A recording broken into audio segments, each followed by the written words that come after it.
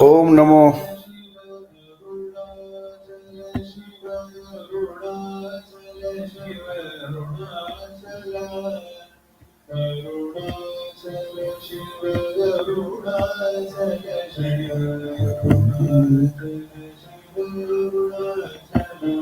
Om Namo Bhagavate Sri Ramnaya. Reading from book Awakening by Dr. M.M.V. Subramaniam. Let's proceed to the third question. We attend satsangs to have peace, but why don't we have any peace in our lives? Answer. Generally in satsangs, people discuss the things which are not in their experience. They talk about Atman, Paramatman,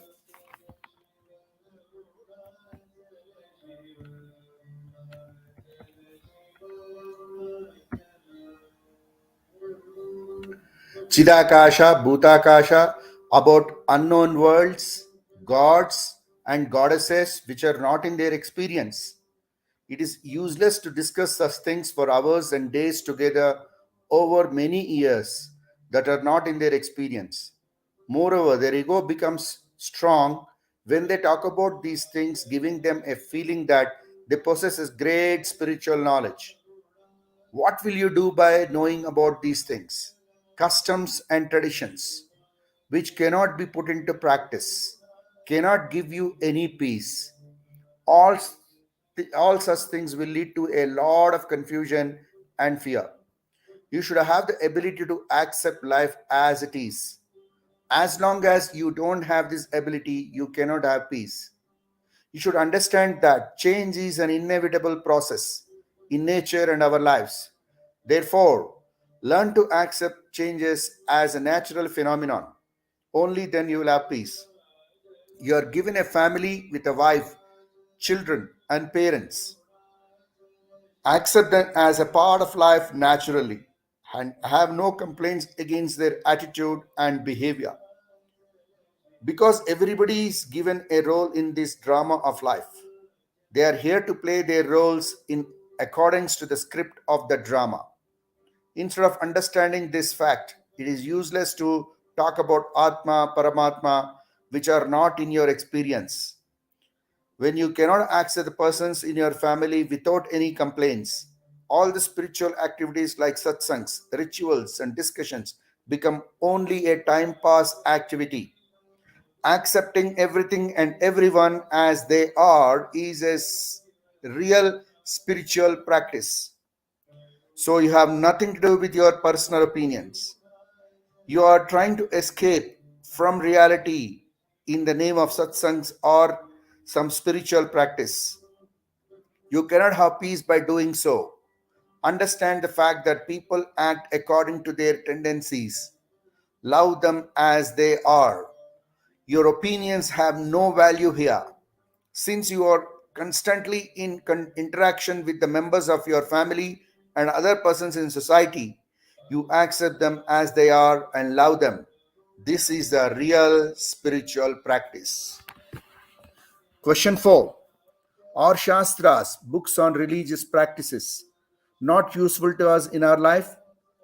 Shastras are full of rituals and practices. Any ritual or action will happen only when it is written in your destiny. Bhagavan Ramana Maharshi categorically asserts practicing customs and traditions is not in your hands. Shastras prescribe a great number of rituals and practices in common for all people. But in reality, lives of all people are not the same. So, same kind of rules of dharma are not applicable to all alike. As is the disease, so should the medicine is to be prescribed.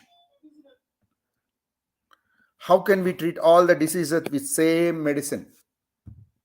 Our living conditions and lifestyles have changed in course of time. Instead of accepting the changes as a natural phenomena, we try to compare the present conditions with those of bygone times and arrive at quick conclusions saying that everything in the society is spoiled and rotten. It is rather foolish to think so. All such statements create more confusion and cannot give us any peace. We must remember that the fact that all actions and behavior of people are directed by their past karmas. Each man is born to meet his own karma and acts accordingly. He cannot change it. He cannot change it.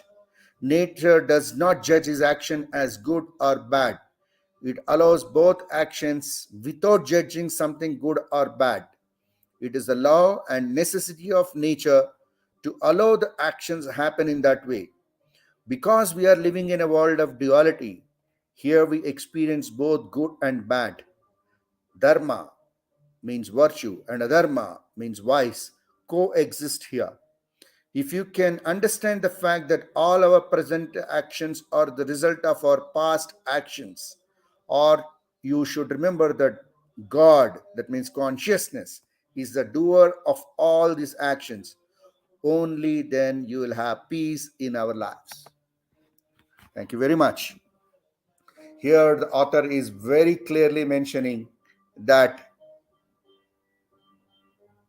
the everything is predetermined.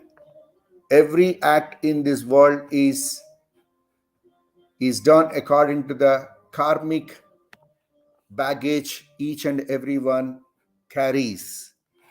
So there is no point in talking about Atma, Paramatma, and gods and goddesses which are not in our physical reality. So let us not waste time in getting into rigorous and severe spiritual practices and waste our time.